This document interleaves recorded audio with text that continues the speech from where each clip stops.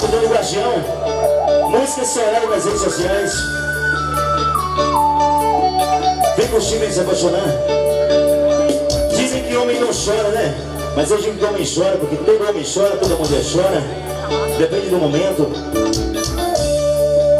Denilson nos segundos. Quem nunca chorou por amor? Quem é que nunca sentiu dor?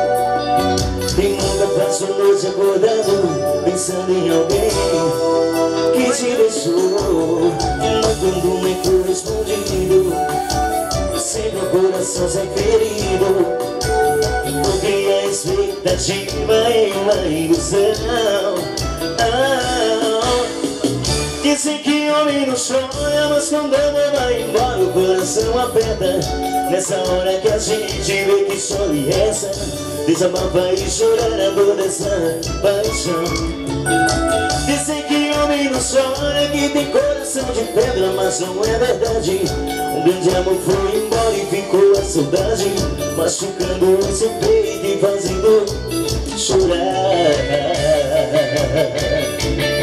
Sucesso novo!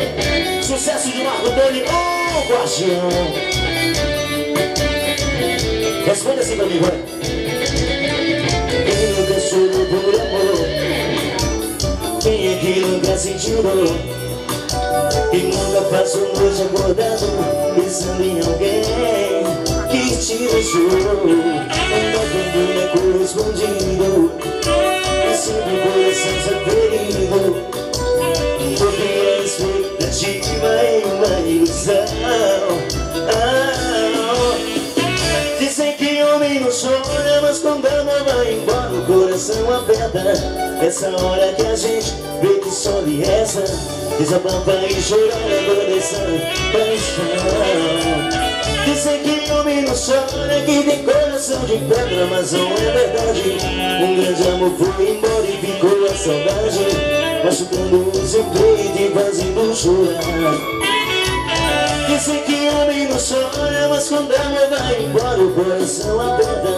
Nessa hora que a gente vê que só lhe resta desabafa e chorar a dor dessa paixão. Dizem que homem não chora, que tem coração de pedra, mas não é verdade. Um grande amor foi embora e ficou a saudade, machucando o seu peito e fazendo chorar.